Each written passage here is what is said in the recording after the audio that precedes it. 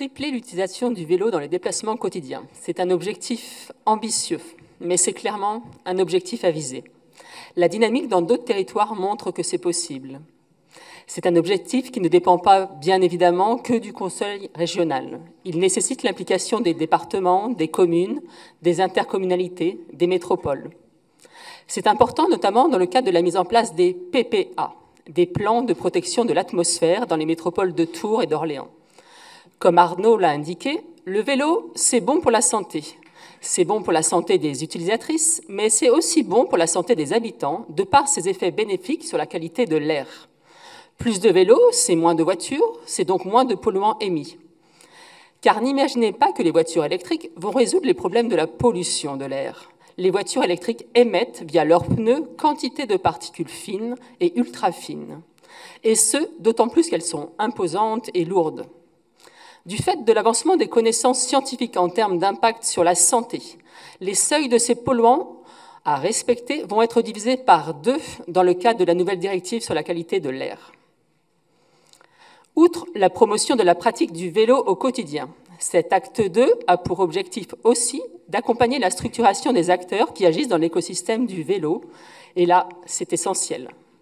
La semaine dernière, j'ai participé à la visite de l'entreprise CIFAC et de la coopérative Véloop à Tours. Permettez-moi de saluer la filière de réemploi et d'économie circulaire de Véloop. Cette coopérative reconditionne les vélos apportés par des particuliers, récupérés à domicile, mais aussi et surtout récupérés dans les déchetteries. Cette coopérative fait travailler 2 ESAT pour le démontage des vélos trop abîmés qui finissent en pièces détachées, qui se remontent sur les vélos reconditionnés ou vendus comme pièces détachées à l'unité. Ce modèle est clairement à essaimer dans toute la région et la coopérative est prête à participer à cette dissémination. Ne loupons pas le coche. Rêvons de filières de réemploi de vélos structurées dans les 6 départements de notre région, avec des structures pouvant proposer des vélos reconditionnés à petit prix, pour notamment les jeunes de notre région via la plateforme IEPS, dans le cadre de l'opération « Une jeune, un vélo ».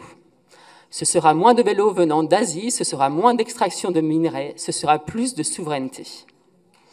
Chez Véloop, comme chez CIFAC, pas de souci de recrutement. Ces métiers pleins de sens attirent les jeunes et les moins jeunes. À ce sujet, saluons les formations certifiantes mises en place par la région visant le métier de technicienne vendeuse de cycles et celui de mécanicienne réemploi de cycles qui ont vocation à augmenter en 2025. Avril-mai. Le mois prochain va débuter le challenge Mai à vélo à laquelle la collectivité régionale va participer et qui est clairement à élargir dans les années à venir, notamment vers les lycées. Je voudrais indiquer que derrière ce challenge, porté par le ministère en charge de la transition écologique, se trouve l'application d'itinéraire GéoVélo, une jeune pousse basée à Tours, que la région suit depuis sa naissance en 2022. Comme l'indique le rapport, le calculateur GéoVélo est intégré dans JV Malin. Cette jeune pousse participera, j'imagine, à la mise en place du futur observatoire régional du vélo, tout comme les acteurs associatifs.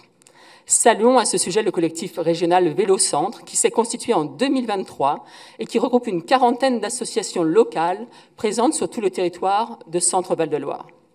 Saluons la région qui s'est engagée à soutenir financièrement ce collectif afin d'accompagner le déploiement d'une politique vélo cohérente et de qualité sur l'ensemble du territoire régional, zone rurale comprise. Alors oui, rêvons et mettons tout en œuvre pour tripler le vélo du quotidien dans notre région d'ici à 2028.